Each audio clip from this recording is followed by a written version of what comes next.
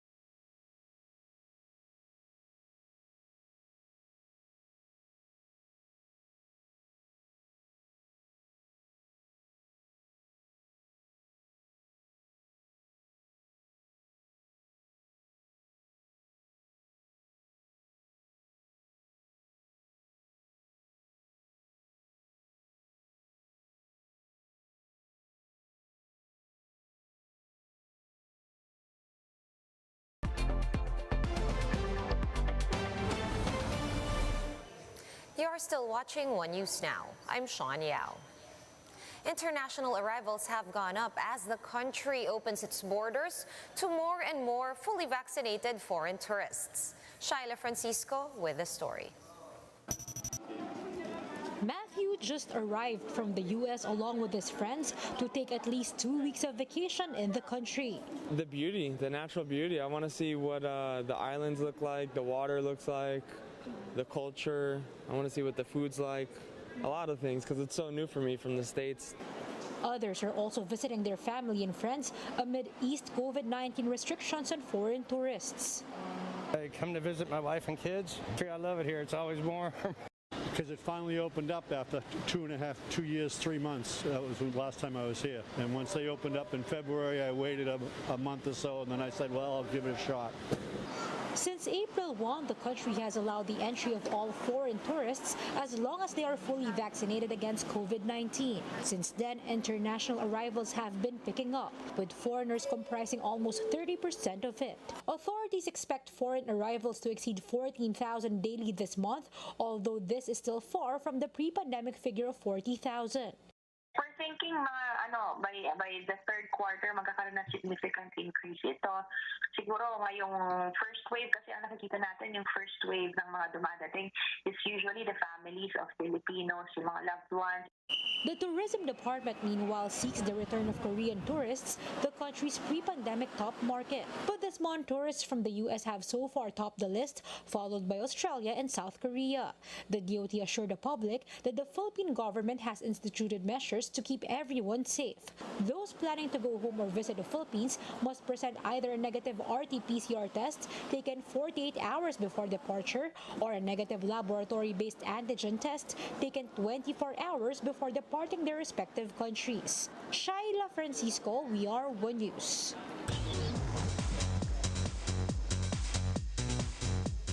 Jon Batiste makes history as the first black artist in 14 years to win Album of the Year at the Grammys with We Are. Batiste also won 4 other Grammys, including Best Music Video and Best American Roots Song. Bruno Mars and Anderson .Paak of Silk Sonic won Record of the Year and Song of the Year with the soulful Leave the Door Open. Meanwhile, Filipino-American singer Olivia Rodrigo bagged the Best New Artist and Best Pop Vocal Album awards. Let's now take a quick look at today's other top stories. The Ukraine is now accusing Russia of carrying out a civilian massacre in the town of Bucha. Moscow denies the allegations, saying that the footage and photos showing bodies in Bucha were just staged by the Ukrainian government. The images from the town emerged after Ukrainian forces reclaimed control of the capital city, Kiev. And oil companies will be implementing a fuel price rollback on Tuesday. Diesel prices will be slashed by 1 peso and 85 centavos per liter, while gas prices will be going down by 2 pesos and 30 centavos a liter. And the Philippine Olympic Committee has lifted its resolution declaring athletics chief Philip Elahuico as persona non grata. The committee likewise withdrew the suspension of the Philippine Athletics Track and Field Association, or PATAFA. This all comes on the back of the successful mediation between PATAFA and Olympic pole vaulter EJ Obiena. For more updates, visit News 5, The Philippine Star, and Business World online. Visit our website, onenews.ph, for more in-depth analysis. You can also catch One News on the Signal Play app. Register for a free account at www.signalplay.com and stream One News live anytime, anywhere. Masks on, wash hands, and stay safe, Philippines. I am Sean Yao. We are One News.